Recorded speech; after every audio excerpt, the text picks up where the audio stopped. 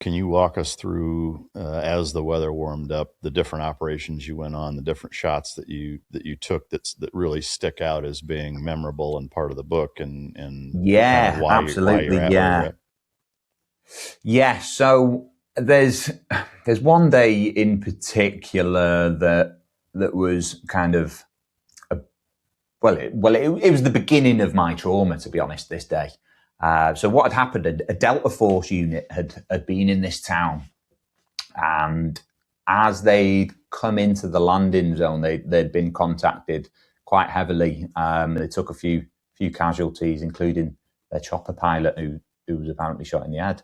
So a couple of days after this had happened, we sort of got a last minute briefing that the Welshmen, we're going this place, and we're going to the orders were basically kick the hornet's nest, see what comes out, and deal with it, because they just knew that there was more Taliban there than what they thought. So somebody needed to figure out what's going on. So about 4:00 in the morning, two Chinooks were flying towards this target. So we had 3 designated compounds in this town that we knew we were going to take over. But as we were landing, they had the Dushka anti-aircraft machine guns and RPGs that were sort of pinging off the side of the Chinooks. And I can remember looking out the window and seeing an RPG just fly past the window and trace of rounds. It was extremely uncomfortable. I hated it. I hated being in any vehicle. I just didn't like it. I felt like a bullet magnet. I just wanted to be on my feet.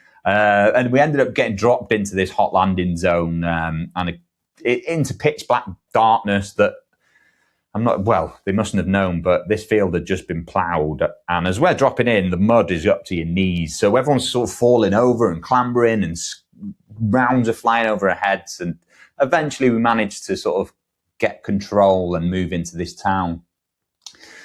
I then climbed onto the roof of a compound that we took over. And as the rest of the lads are filling sandbags and making defensive positions and knocking holes through walls and all that sort of stuff, ready for a fight, I started to watch in the far distance little bits of movement. I could see civilians moving out of town, all the sort of combat indicators that this is going to kick off.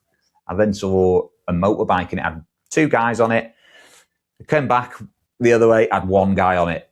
Next, it had 2, and then I saw a minibus full of guys, disappeared outside, just 1 guy, just the driver came back, and then again, Taliban were being dropped off all around us. It turned out there was hundreds of them, which we weren't really expecting. So as this motorbike is going across, I've spoke to the officer commanding the whole thing down on the ground, who stood below me and on this roof. Told him I'm going to let off a warning shot. So I did. It landed a couple of inches in front of this motorbike's front tyre, and as soon as I fired, it was like bugs in a forest erupting.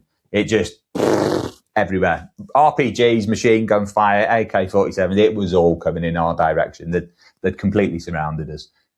So then it was go time, very much so. So the guys on the ground are kind of fighting like crazy, keeping the Taliban from making the way down these alleyways behind where my position is. They were trying to sort of get close enough to throw grenades over the wall. So they're in close quarter combat stuff. And I'm on this roof trying to be calm and composed as I noticed this guy with an AK-47 behind a tree, about 750 meters away from where I am. And he's taking bursts of rounds at my head, which is the first time I ever got angry. So on our sniper course, 3 of the lads deployed before we did to Afghanistan, and 1 of them got killed pretty early in that tour. How so?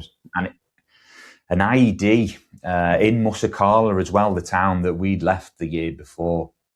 And it hit us really hard. It felt like one of our own had been killed. And I started to feel this anger. Like every fibre in my body was filled with rage. And I started holding these particular men who were firing at me responsible. And I went to a dark place, and we'd spent so much time on shooting ranges that 1,000 yards, we'd hit a 10 pence piece every time. We'd do it every single time. So I knew where to put around. For us American guys, can you, how big is a 10 pence piece? Oh, like a quarter. Okay. Yeah. So 1,000 yards, at 1,000 quarter yards. Every time. Wow. Yeah. Damn. Yeah. It was, that's why it's so long, the course, I suppose. Yeah. But yeah, so I decided that I was going to shoot this guy in the throat. And he was about the same age as me. I was 21 at the time. And as I've squeezed the trigger and this round has gone through the side of his neck and he's dropped to the floor. And I noticed he was kind of trying to speak to someone to the side of him. And I'd not noticed anyone over here. And there's a slight little wall by this building. And it turned out he was speaking to some other guys, Taliban guys there, trying to ask them for help, whatever he was doing. Anyway, that day ended up with me being on this rooftop for 13 hours and sort of taking out 5 Taliban in this little courtyard area, where to the point where they're kind of just falling onto each other. And the images of that just would not leave me alone. Straight away, soon from that night onwards, it just stuck with me like this. Reel-to-reel tape was just playing over and over again, and I could hear it. It was a very strange thing, but I kept my mouth shut. I didn't want to say anything. I'd never heard of PTSD before. I had no idea what that was. I hadn't heard of mental health. I just, typical British stiff upper lip attitude. I'll just crack on, it'll be all right. And it just got worse and worse to the point where every time I was taking shots and taking lives, I felt this. I just felt like I was becoming something that I wasn't. The hearts and minds, the reason I was there, the reason I joined up kind of fell to the wayside, and this addiction grew. This addiction to squeezing that trigger. It was a very strange experience. When that first transpired, the images that were replaying that you couldn't get rid of, what was the initial emotion that you felt when that started? Anger. It was just so much anger and frustration. So what was the reliving of that? Was that fueling the anger and the addiction to wanting, like it just pissed you off the more you saw it? Yeah, that was it. That became my way of dealing with it then. From that point on, every time we'd go on an operation, I would get into this pissed off mindset of fucking give me an opportunity, do the wrong thing, and I'm going to take you out. I had a different mindset to who I was, and who I was at the beginning of that tour. It all very much changed. And what's weird is after speaking to all the other sniper guys, now this was 15 years ago, we never spoke about this, me and the other snipers. We never spoke about anything we'd done with each other. We'd never done any of this stuff. And now we're realizing that we all went through the same thing. We all had the same feelings and emotions and the repercussions after the job. I'm curious, did you notice a carryover as you recognize that you were becoming someone else in those moments? Mm-hmm. Did you identify or notice that it was changing the way that you were interacting with people, the way that you felt and thought outside of the combat environment, or was it just specific to?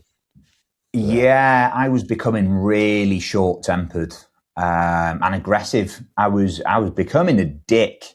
I really was. I didn't care about anything. All I wanted to do was be in a firefight. That was it. If I went on an operation that didn't end in a firefight, I was fucking pissed off.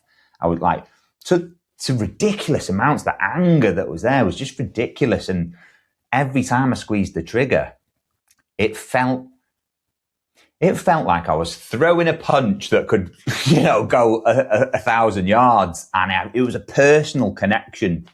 And I think after a little while, a sort of guilt almost came about, where I started to feel sorry for the people that I'd taken out. And, people would say, oh, it was you or them. But in my mind, it was never going to be me. They were never going to shoot me, ever. I felt invincible, completely invincible. And it led to me doing crazy things. There was one day we we'd been attacked in it while we were in a compound that we were staying at. And we just couldn't see where this enemy fire was coming from. So I jumped off the roof, given my sniper rifle to one of the lads, took his SA-80s, his personal weapon, and I'm in flip-flops and my underpants, and I've just ran out the gate, just without saying a fucking word, ran just to draw the fire so someone else could see him. Luckily, I turned round. One of my mates, Ash, he was mad enough to follow me, which was good. So we've been bonded like brothers ever since then. Yeah, man. I mean, there's a whole litany of different things that, or I guess different situations that you were in while you're continuing to do this. I would love if you could kind of walk us through. Yeah. I've got, taking 3 targets over in one day from over a mile away. Yeah. Supporting U.S. Special Forces, 13-hour gunfight. I'm assuming when you shot that guy in the throat and 5 other ones in one spot, that's the time you mentioned already. That's the 13-hour gunfight. Yeah. Can you walk us through the other ones? Yeah, absolutely. Yeah. So there was a couple of noteworthy things, I would say, but one was this compound would have just run out of the gate in my underpants. That's where this taking out the 3 targets at a mile away. That's where this happened. So what had happened was I was playing cards with some of the guys. We'd not long come back off a patrol, and it came over the radio that another one of our units had come under contact. A bit of a shoot and scoot situation. They'd let up a few rounds and ran, and it was believed that they were withdrawing in our kind of direction. So I jumped onto the roof, and where our compound was, there was just a mile-long stretch of nothing but open poppy fields. So it was set up for me, really. And as I'm looking down towards these buildings a mile away at the other edge of these fields, I suddenly see these three Taliban with their AK-47s at the side, and they're walking in a single file. Now, I thought that was due probably to the IED threat in the area. But what I started to notice after a little while of watching them was the guy in the center, he was commanding the other 2. The ones they were his protection detail. There was something about this guy. So in my, I suppose, new mindset that I've now created, this is like 5 months into the 6-month tour, I am a different being altogether. I'm living for squeezing the trigger at this point. There's, nothing's. I'm starting to show signs of being a bit not quite right, but I've still kept it together. So between me and these 3 guys that I'm watching is 3 different directions of wind that I'm having to sort of, in the end, 11 calculations it took for me to get my weapon ready to fire. So I'm watching, and I've decided that I'm going to take the guy at the back first, and then the one in the front, and then finally the commander. So I fired my first round, and my first round missed by a few inches. So quickly reloaded my weapon. Now, at that distance, hearing that shot, they wouldn't have noticed until it was too late. So I've sent the second round flying through the air, and it's hit this guy at the back in the chest, and he's gone straight to the ground. As that's happened, the commander in the middle and the guy at the front of the patrol have turned round to sort of now see their dying friend on the floor. As they've done that and they're facing this way, I fired and took out the front of the patrol, which has then left this commander with his 2 security on the floor, and he started to run.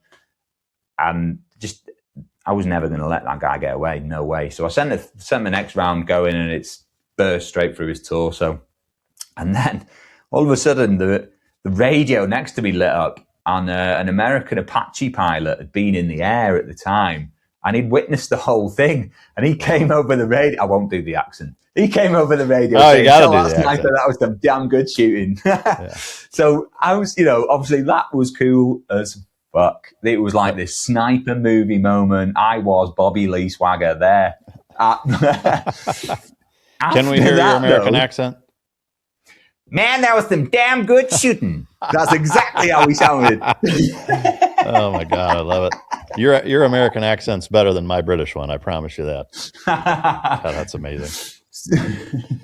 So that was like that was my most snipery moment, you know. So I was filled with this pride of, wow, I've just achieved something that not too many snipers get to achieve, you know, shots from a mile away. But as I've climbed down off the roof, my vision went really weird. Like, sort of, my eyes started to close in. There was a darkness that went around the edge of my eyes, and my hearing went as if I had my ears plugged with something. People were sort of trying to congratulate me on going, that was, you know, good shots and all this sort of stuff. But I couldn't really hear them. And my body started to shake like a shell shock victim, to be honest, that you'd see in a film. And I walked around the corner of this compound and I just sat down. I didn't speak to anyone for hours. I just sat there smoking cigarette after cigarette after cigarette. And I started writing these poems and drawing these pictures of what I'd been seeing in my mind for the past sort of few months, and the nightmares that I was having. And apparently I'd been waking up in the middle of the night screaming up until this point. And I didn't know what the hell was going on. I just thought that if I keep doing the job, keep having the opportunity to prove myself, keep making these shots, it'll keep me occupied and it'll be fine. I'll be home before I know it. But it got to a point where the guys noticed that something really, really was not right with me. I became obsessed and extremely aggressive, short-tempered. It was not a nice situation to be in. So once everyone then found all these pictures that I'd been drawing and read these poems, it was game over. We have this thing called TRIM, Trauma Risk Management, which is for these kind of situations where someone might be having some sort of mental health issue. I was sat down with one of the guys and he'd never seen scores like it. I was in cuckoo land. I was well and truly gone. So then a few days after that, I was medically evacuated from the front lines, which is obviously a big task. There was, you know, Chinooks involved and all sorts of stuff, ground troops patrolling to come and get me into a vehicle, take me back to another fob, helicopter come and then took me back to Camp Bastion, which is then when I found out, you know, I've got this sort of addiction. I was sat in front of a psychiatric nurse who said they thought I had this addiction, but mostly it was fatigue and I was just tired and I needed a good bit of rest. So I was then sent to the stores. I was sent to work in a store's shipping container. And it broke me. I felt absolutely humiliated. I hadn't even said anything. I'd kept it quiet. That was feeding my anger. It was other people had noticed. It wasn't me going, something's not right here. I thought I was still riddled with that, I suppose, stigma that mental health definitely had, but, you know, it's still here nowadays, I suppose, but I was not in a good way. Then, while I was working in the stores and I'm taken off the front line, one of our lads were killed and several were injured with gunshot wounds and IEDs, lost limbs, you know, catastrophic, life-changing. It was really, really shit. When taking a couple steps back, the pictures you were drawing and the poems, one, do you still have them and what were they of? I do still have them, yes. Have you published them? Are they in the book at all? They're not, no. They're not. Maybe in the future, I don't know. I thought about doing it. I did, but they are graphic. Can you explain or describe what so it would be one of them, for instance, was the guy who's about the same age as me, early 20s, no later than 22. The one I shot in the throat, he, for the majority of a number of years, every night in my nightmares would burst into my room with his eyes sewed shut and his mouth sewn shut and this big gaping hole in his neck, and he'd sort of be trying to get me. That was one guy that I'd started to draw a lot. And then other ones would be situations where it would be firefights that I would have been in, but everyone around me was getting killed and I was doing my best to try and stop the shooter and I couldn't. Or it would be, there was one, for instance, where I was getting dragged into a cave. This happened loads, like multiple times a week. I'd be getting dragged into a cave with barbed wire around my wrist and someone I never knew who it was. One of our guys would be behind us and I'd be going, fucking shoot him, shoot him, shoot him. And they wouldn't. And I ended up getting killed. And it was all these sort of things that were coming out and sort of fascinations, I suppose, with sort of drawing what the bodies looked like, you know, what these scenes were after I'd done what I'd done. It took over my life, completely took over my life. At the risk of sounding like a dick, are you a good enough artist to where it was obvious what you were drawing? Because if I drew it, people wouldn't know. Yeah. Like you're a decent artist. Yeah, I'm very creative. I am a creative person. Yeah, I'm not like, don't get me wrong, I'm no Picasso, but I can get my point across. Yeah, for sure. What about the poems? What was the gist of them? Poems, that I don't really know where that came. Well, in hindsight, it was me processing what had happened. It was me going through the sort of emotions and thoughts and feelings that I was having as these things were going on. There was a lot of darkness, a lot of dark thoughts that shocked me. How can I be enjoying this? Because this isn't what happened on the first tour. This was a completely different job, and it was one that I was finding all these things out, like what it's like to take a life. And I've never heard a story about it before. I've never heard anybody speak about it. There was one old-time sniper who told me once, never squeeze the trigger unless you mean it. And that's kind of the only little bit of advice that has ever been passed down, you know. So I was struggling. I was thinking, am I the only one that thinks this? Am I weak? Have I wasted so much time and effort becoming a sniper? Because this is fucking me up. There was a lot going on. And also the same thing of, am I about to lose my career? Am I about to lose it all? And I did in the end. Yeah. With those poems, were they graphic descriptions of your dreams or what you'd been through, or how would you characterize them?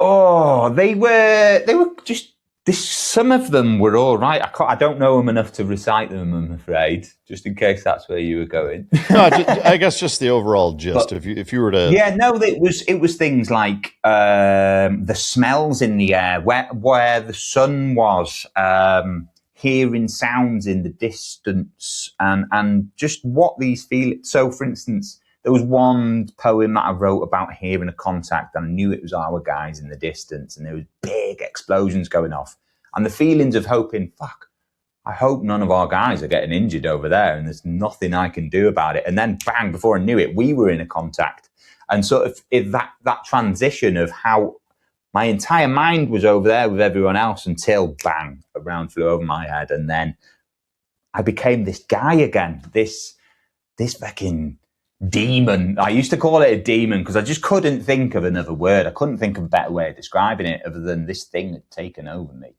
Wow. And I didn't like it. Was the Genghis Khan mantra quote something that you continued with? Did that not rationalize any of that for you? It did. I tried in every way to rationalize it. I tried with the typical, like I said before, it's you or them. That worked for a little while almost until it didn't. I think there was just, I couldn't get any advice from anybody. I couldn't take on board what anybody was saying to me because, one, I was doing this without a spotter. So not a single person saw that sight picture. They didn't see what happened to that person's body when I squeezed this trigger. And a round that, like we were saying earlier, is that's big enough to stop an engine from running. You know, it's designed to stop a car. It makes a mess. Yeah. And that was very hard to not see all of the time. Oh, I can imagine. The supporting of the U.S. Special Forces and the super large scale air assault. Can you tell us about those two operations? Yeah, so that is Operation Moshtarak. It was called. That was the British contingent, and then it was it your Margin Marines? Is that? Yeah, I'm not sure. Is that what they call themselves? The Margin Marines now. Oh, yeah. I thought you meant the name of the operation, but yeah. Oh, yeah, no.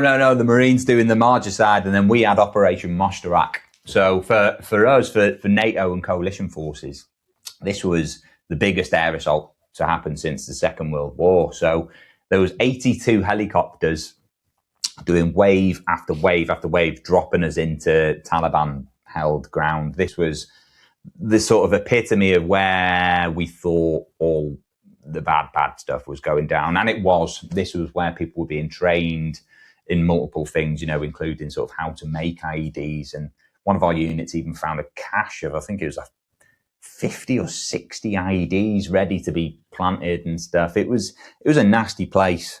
So me and my small team, we boarded Black Hawk, actually. We were on a Black Hawk chopper, and as we're going in, an RPG's fired over, and this is like 3 o'clock in the morning, so it was a pretty shit start to the day. And we're going in, and we landed in this field, but as this RPG, sorry, I've skipped over this bit, the Black Hawk was banked to its side, and there was too many of us in the Black Hawk, and I'd managed to just sort of squeeze myself in, and I've got a Bergen that's probably weighing 7-8 stone maybe on my back, sniper rifle in one hand, no seatbelt, just holding onto this thing. And as it's banked, I fell out the fucking aircraft. Luckily, one of the guys managed to lean out and he pulled me back in. Whew. My adrenaline was going. I definitely got some grey hairs that morning, that is for sure. So we eventually landed in this, what looked like a movie set. We landed next to this canal, and this huge field was all misty, and it was like the beginning of a Rambo film. It looked incredible. Sun was just starting to come up. And then we heard this tannoy speaker switch on. And obviously they started speaking in Pashto, and we had no idea what they were saying until our interpreter started translating it for us. And he was like, right, that's the Taliban commander. And what this Taliban commander was saying was to the local people to either join them in the fight or get out of town, because this is going to be one of the biggest holy battles they've ever seen. And initially it was quite quiet, and then we saw this influx of people just getting out of Dodge, getting out of town any way they could. So at this point then, it was almost like we knew nothing was going to happen for a little while. We've then taken over a compound and started to build it up with defensive positions and get ready for making that a main hub for us. I'm obviously straight up onto the roof, and as I'm up there, this guy has popped up from behind a wall with an RPG, let off this round, and it's set to airburst. Obviously, impact or airburst explosions. He's burst it right over our compound. Loads of lads have been pepper potted with this shrapnel, and I've kind of gone, fucking hell. Got my weapon ready to fire, flicked off my safety catch, and I've been told by command, don't shoot.